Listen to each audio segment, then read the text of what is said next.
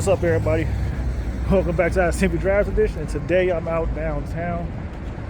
Oh, it's always interesting. Oh, my boy. It's always interesting when you're down here. Nice environment. It's a nice day. The sun is out. Getting the exposure to the tall buildings. It's interesting. I just said that like 5 times, right? But we continue with the whole Vlogmas aspect. And I figured since I'm out here heading to an appointment, I might as well share the experience with you guys. So that's what I'm doing. So let's enjoy the atmosphere.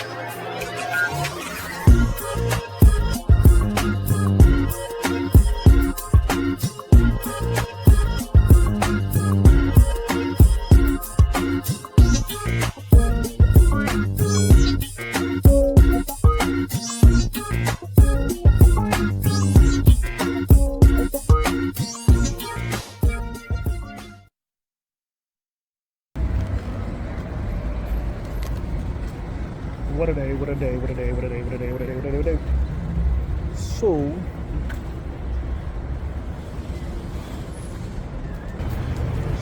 So like I said, many of you don't know I actually work in the medical industry and I'm very good at what I do. So sometimes when people need help, I have to go out and give them a living hand. So I figured since I was going out today to provide some assistance to one of my coworkers, I might as well take you on a trip downtown as well and let you see some of the Chicago skyline. Well, I could say skyline, but definitely the high rises of the downtown area. Now, unfortunately, I wasn't able to give you the behind the scenes exclusive on what actually took place, how we got the system back up and running, identified the problems, turned it back over to the customer so they can now diagnose patients and get people healthcare back on track. Or should I say, giving them the service that they need. But what I can do with you is share with you the information that was discussed between me and my coworker. And you know, because they know I'm into cars and so forth, they always have those I can't wait to see you moments so I can ask my friend who's a car guy these type of questions. And today's car guy question that was brought to me was, do I like where the car industry is headed? And truth be told, my answer was no. And for many, I think it's not the reason why you think it is. So I know the purpose of the question that was being asked of me was mainly because we are headed towards an electric market, or should I say an electric era of vehicles. And my problem with that is the electric era of vehicles I don't necessarily have a strong dislike for.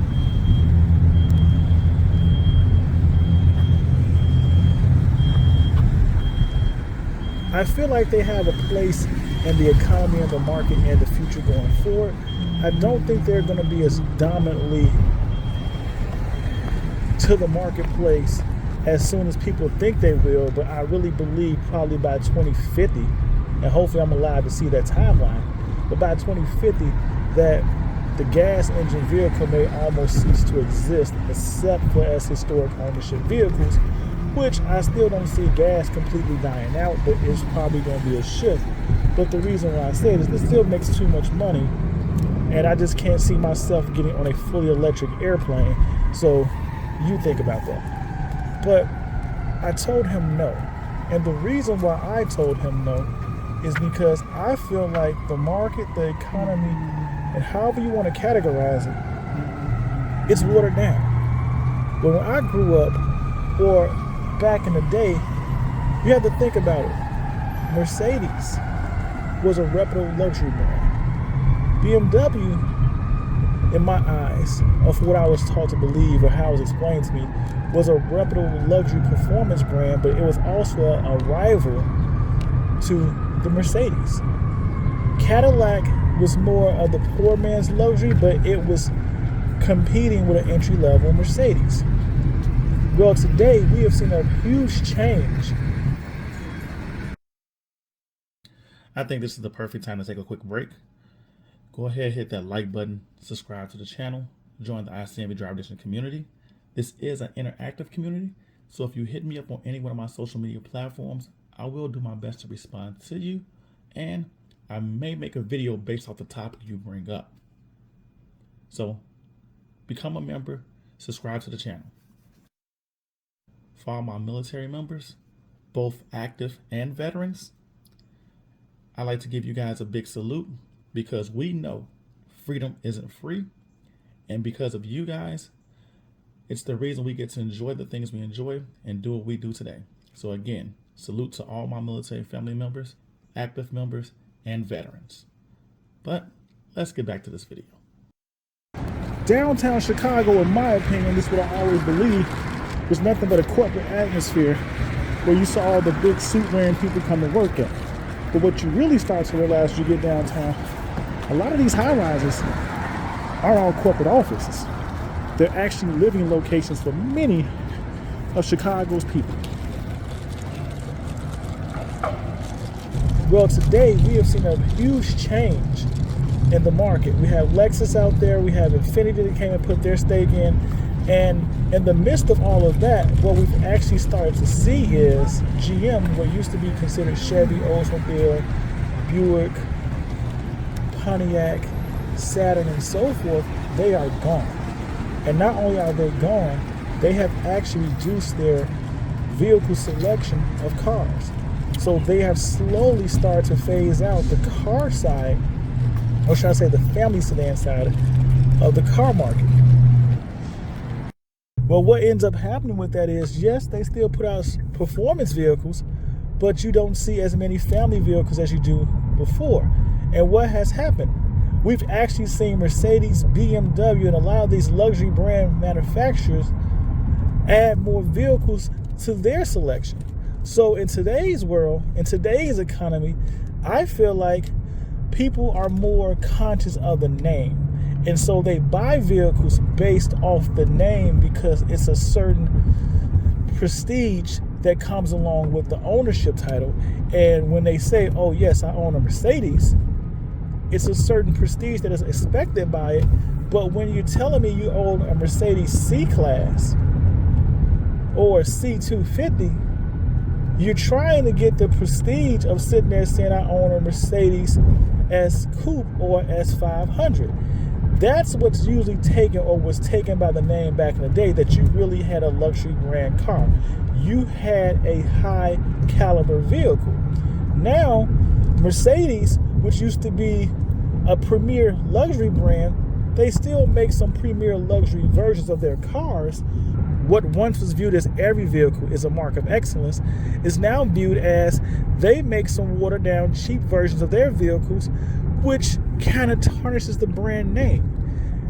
But because people are so clout hungry or status hungry, or as we say, brand name chasers, it really doesn't hurt the brand at all, because you have people who can't afford a full decked out E-Class or a fully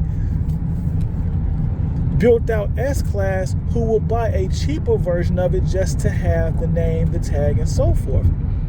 And I go back to say this because there was a point when you thought about Range Rover, and it was almost saying Range Rover meant you had one of the most high-class luxury SUV vehicles ever built. And not only that, this vehicle was totally meant to dominate off-road and still give you that look of luxury to go into a corporate meeting. Well, guess what has happened? Now, Land Rover has watered down the Range Rover brand. They have multiple versions of the Range Rover, which have been stripped down and made into cheaper, less cost-friendly, and less reliable vehicles. I remember there used to be a saying, what's the difference between a 4.6 and a 4.0 range? And the comment was about 30 or 40 grand. And that just lets you know that it wasn't really about the options on the vehicle, because most people couldn't tell the difference, because the performance was very much the same. But the biggest difference was the luxury options you got inside, which was typically about $30,000 or $40,000 more than the base Range Rover.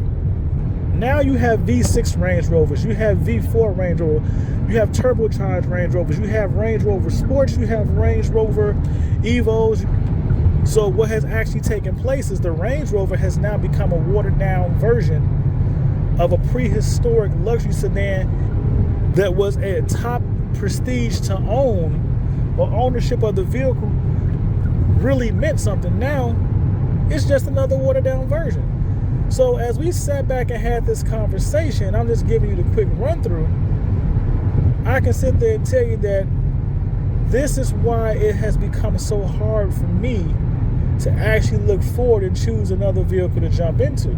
Because everybody that truly knows me knows I like luxury, but I also like top-end prestige luxury. Things that make you say, wow, everybody can't get that. And truthfully, I just feel like the normal go-tos, which was Mercedes, BMW, and Range Rover, which were vehicles I've always owned or owned when I was younger, and I had a certain prestige about the ownership experience, it's not the same anymore. When I go places and people tell me they own a Mercedes, or I got a Range Rover, or I got a BMW, and they pull up in an X1, it's not the same. But I can't deny them for having the fact that they do have a BMW. I can't deny the person that pulls up in a Mercedes C-Class and says, hey, a C230, that I own a Mercedes. I can't say nothing to the person that owns the Range Rover Evoque and they pull up and say, I got a Range Rover.